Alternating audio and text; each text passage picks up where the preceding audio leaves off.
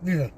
Parece que o vídeo que eu estava a fazer tinha como fundo uma música que impedia as pessoas, obviamente, de ouvir o que eu estava a dizer. É daquelas cromices que se fazem. Bem, eu quero falar sobre o sistema de emergência. Tem andado na berlinda ultimamente, aliás, estes últimos meses, se calhar a volta e meia, nos anos que passaram, o sistema de emergência tem andado na berlinda. Eu tenho lido algumas coisas sobre, precisamente, o sistema de emergência, algumas opiniões, tenho visto e ouvido algumas opiniões dos órgãos de comunicação social, mas até agora não vi ninguém que colocasse o dedo na ferida certa, o que é chato. E era interessante também, seria muito interessante, que a malta que vai à comunicação social, lá naquele palco para as massas, que é a comunicação social, levasse também alguns dados, pudesse solidificar a opinião que tem com alguns dados, que seria muito interessante sem dúvida, mas até agora não vi ninguém fazê-lo. Então vamos dar por partes a ver se nós nos entendemos. Portugal é um país que nos últimos 6 anos faz uma média de 33 milhões de inscrições nos serviços de urgência nacionais. 33 milhões, mais do que 3 vezes a população. Ora, o serviço de emergência, em toda a sua atividade anual, utilizando o mesmo tempo, ou seja, 6 anos, toda a atividade deste sistema corresponde a menos de 4%, notem bem, 4% de todas as entradas no sistema de emergência, ou seja, no serviço de urgência. 4%, menos de 4%. Se isto é grave, não. O sistema de emergência não tem que ser responsável por todas as entradas nos serviços de urgência. Então, o que é que a mim me chateia? É saber que o próprio sistema de emergência reconhece que cerca de 76% da sua atividade não são nem emergências, nem urgências. Isto sim chateia-me. Ou seja, um sistema que tem um orçamento de quase 200 milhões, atualizado, entretanto, cumpre apenas 1% da sua missão. E quando sabemos que todos os anos, nestes últimos 6, há uma média de cerca de 4 milhões de inscrições no serviço de urgência que são triadas de vermelho ou de laranja, ou seja, emergente e muito urgente, então isto tem que começar a colocar questões.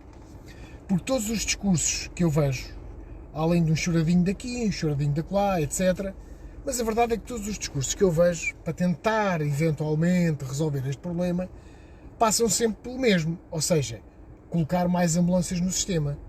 Ok, então mas quantas ambulâncias é que são precisas? 500 mil? 800 mil? 1 milhão? 1 milhão e meio? 2 milhões chegam ou ainda não? Pronto, então vamos lá por partes. Quando o próprio sistema diz que 76% da sua atividade não são urgências nem emergências, logo aí alguma coisa está muito mal. O que traduz a efetiva necessidade não de mais ambulâncias, mas de disciplinar este sistema. Que isto, pelo menos há 10 anos, que é um regabof que não tem ponta para onde se lhe pegue. Há gente a chamar a ambulância por tudo e mais um par de botas e que quer ir ao hospital por tudo e mais um par de botas. Por tudo e merda nenhuma, desculpem a expressão. Há gente a ocupar ambulâncias de emergência porque quer ir ao hospital porque puxaram o cabelo. Isto acontece em Lisboa. E isto acontece em Lisboa. Até mesmo a malta que tem aterrado cá nestes últimos anos, malta vinda, sei lá de onde, de países que, se por exemplo, se forem atropelados lá uma sexta-feira, ficam à espera até a segunda que alguém os vá buscar. E esta malta dessa, que aterrou cá de paraquedas, como eu vos disse há pouco, também já aprendeu a brincar com isto tudo. Já aprendeu a ligar 112 porque bate com o pé numa cómoda, por exemplo. Já aprendeu a ligar 112 porque diz que quer ir, sabe, isto a malta já sabe, por exemplo, que aquela determinada zona, a ambulância vai levá-lo, por exemplo, para o Hospital São José, refiro-me a Lisboa, obviamente, mas o que ele quer não é ir para São José, ele quer é uma boleia para o Martim Moniz, é ligeiramente diferente. Por isso é que chegam, inclusive, a sair das urgências, ainda antes de fazermos a inscrição no serviço de urgência. Destes 30 e poucos milhões que eu vos disse há pouco, de inscrições que Portugal faz por ano, praticamente metade metade são inscrições que depois são triadas de verde ou azul. De verde ou azul. Ou seja, as pessoas não têm que ir fazer nada para um hospital.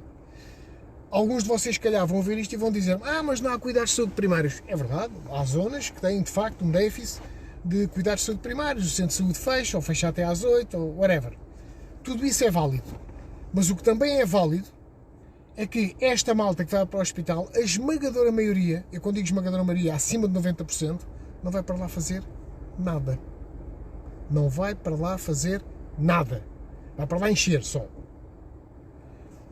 Porque são motivos absolutamente ridículos, acabei de vos dar um exemplo, que levam as pessoas ao hospital. Ainda se acham no direito de ocupar uma ambulância de emergência para ir ao hospital, porque têm esse direito, claro, obviamente. O indivíduo que, entretanto, está a infartar, está a ter um infarto daqueles gigantescos, ou está a ter um AVC, ou está a ter uma ruptura de aneurisma abdominal, por exemplo, ou caiu de uma altura de 5 metros e não há osso nenhum que esteja em condições, esse vai ter que esperar, porque as ambulâncias estão ocupadas a encher o serviço de urgência de tretas. Esse vai ter que esperar e provavelmente vai morrer. E isto é que é grave. A falta de disciplina que reina neste sistema, onde toda a gente chama uma ambulância porque acha que tem direito, é que está a condenar os outros que precisam. É que está a conduzir à morte as pessoas que precisam. É muito simples, não é? A mim parece-me que sim. Sempre me pareceu que sim. Perceber que isto é muito simples. Não dá para estarem a ligar para o serviço de urgência a dizer que a vossa sogra, a vossa cunhada, a vossa prima, a vossa tia, whatever, está a fazer um AVC ou tem um AVC. Não dá. E depois a malta chega lá, sim, de facto a senhora teve um AVC há 5 anos.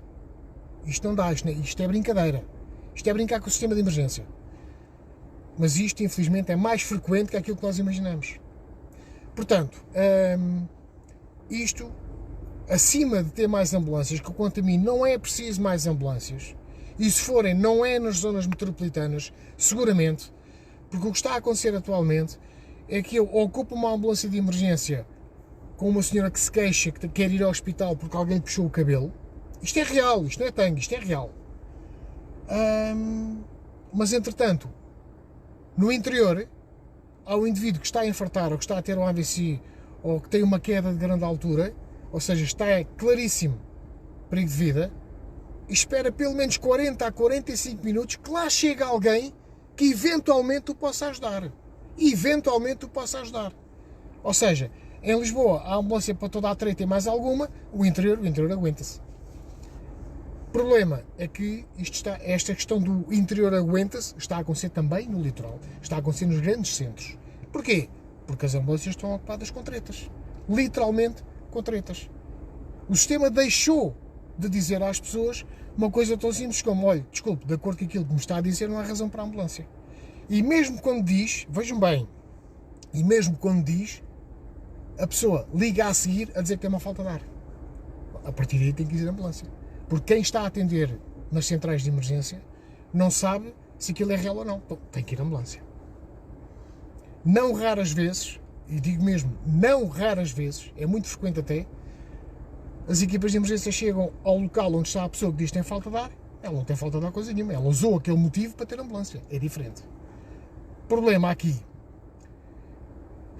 é que quando as equipas informam as centrais de emergência do que se está a passar, primeira pergunta: mas a senhora quer ir ao hospital? Quero, não tem razão nenhuma para lá ir, mas quer. Pronto, então se quer, vai. Ok, tudo bem. Vai-se ocupar novamente o meio de emergência a levar uma pessoa para o hospital que não tem nada que lá estar. Ponto. Enquanto se continuar assim, nem 2 milhões de ambulâncias vão servir. E é bom que eu gostava que as pessoas convencessem disso. Porque amanhã vai tocar a qualquer um de vós. A margem sul do Tejo então é uma desgraça. É conhecidíssima por nunca ter ambulâncias, nunca ter ninguém. E das poucas que tem, o sistema de emergência ainda se dá ao luxo de desbaratar as poucas que tem em tretas.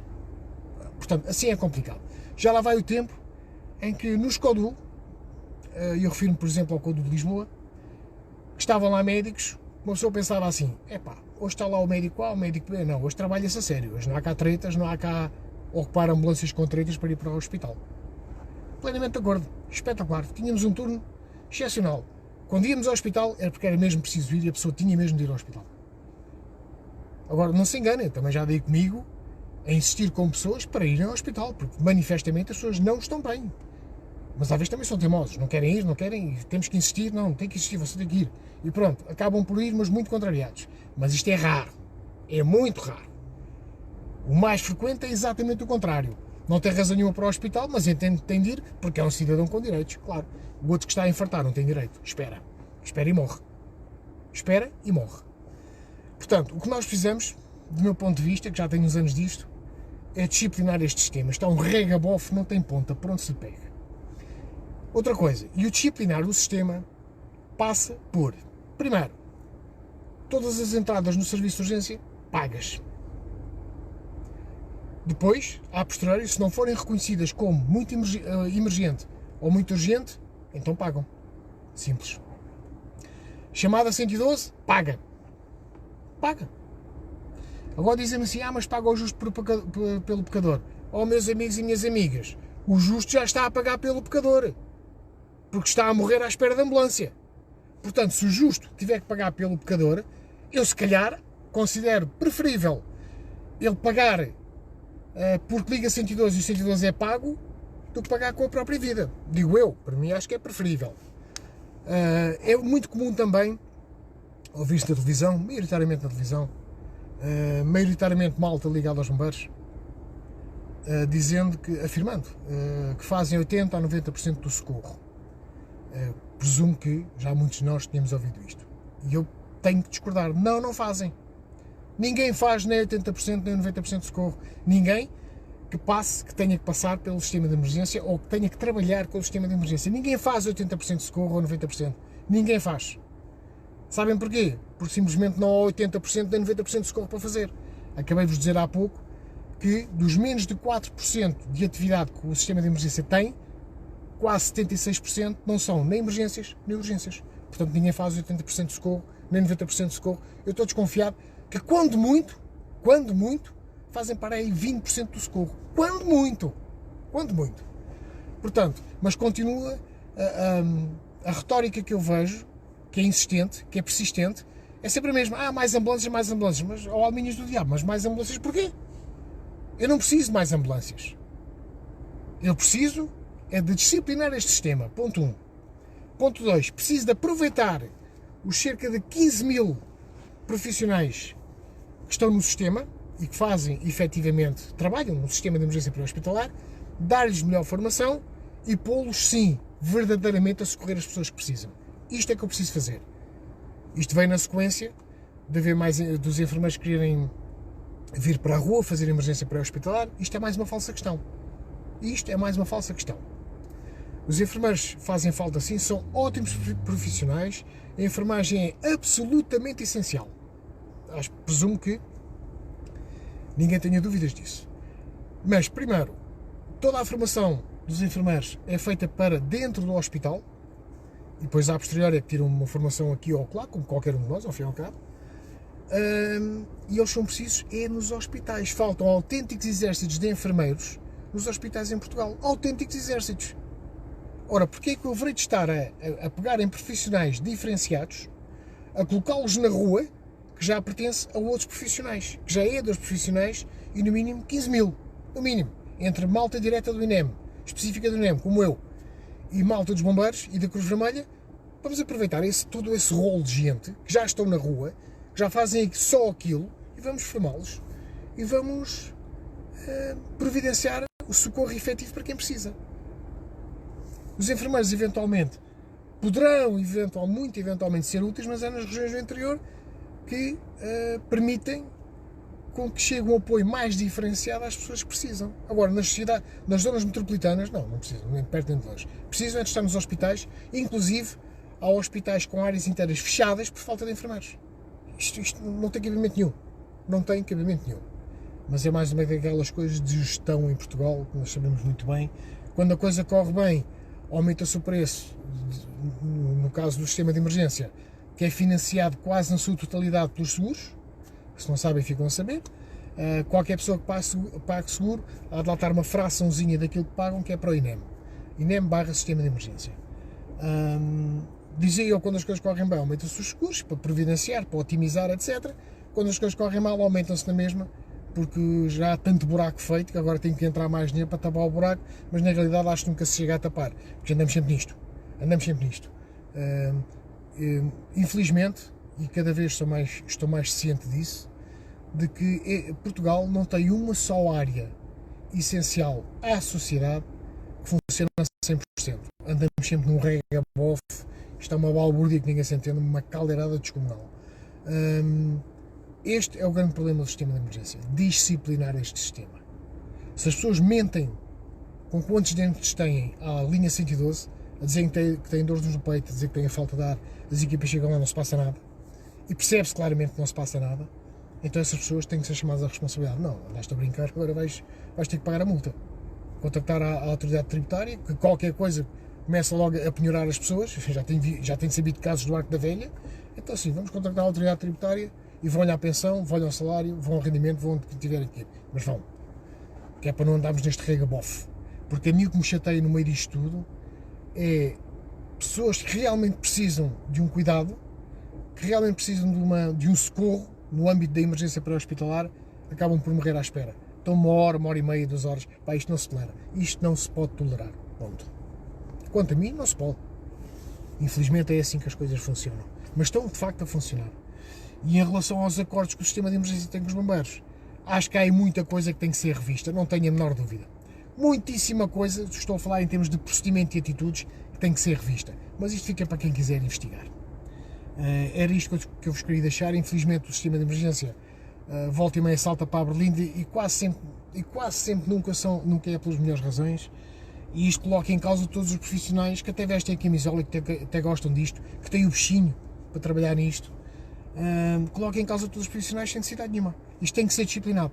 E até digo mais, uma das formas de disciplinar, além de fazer com que as pessoas paguem a inscrição no serviço de urgência, paguem o acesso ao 112, seria outra coisa também muito interessante, está-me a aparecer, que é, em cada um dos CODU existentes no país, são 4, tinha que haver a cada 8 horas 2 médicos, só com uma única função, não é regular o sistema de emergência, só com uma única função, dar consultas. Hoje em dia já se fazem consultas de risco entre o médico e o doente a centenas de quilómetros. Fazem-se consultas de aconselhamento de cirurgias a milhares de quilómetros, portanto não vejo qual é o problema. A pessoa liga 112, tem uma queixa disto, daquilo, da outra, ok, vai passar para o doutor. Então diga lá o que é que se passa. Cortei-me aqui a unha, atingiu que o sabugo dá-me o dedo. Ok, mete pence rápido e vai à tua vida. Cortei-me a fazer a barba. Ok, desinfeta, mete pence rápido e vai à tua vida. Fiz sopa, não sei se a sopa está boa e comi uma colher à luz, quero ir ao hospital. Não, bebe muita água, espera 2 dias e se passa. Isto acontece. Isto que eu vos disse do cortar, isto acontece, isto é real. Isto e tantas outras razões absolutamente ridículas, estapafúrdias, que se vão ouvindo ao longo dos anos. Aliás, eu há coisa de 3 anos fiz um inquérito sobre os motivos absurdos que obrigavam à ocupação de ambulâncias. Vocês não acreditavam se eu vos dissesse. Mas até a mim, que já tenho uns anos disto, até a mim me surpreenderam. Desde a unha de gel saltou, fiquei sem verniz nas unhas, o cortar, a fazer a barba. Uma que era brilhante, pelo mau sentido, obviamente. Chamava 112 porque precisava de alguém que lhe mudasse o canal da televisão. É verdade, isto é real. E aqui na Margem Sul. Isto é real. Portanto, este regabof, isto tem que acabar. Tem que acabar. Enquanto não se disciplinar este sistema, meus amigos e minhas amigas, não se vai a lado nenhum, e o que vai continuar a acontecer é que as ambulâncias vão continuar ocupadas com tretas, e quem precisa vai esperar e morrer. Fiquem bem. Não tenham nada de urgente nem de emergente. E muito menos na Margem Sul do Tejo.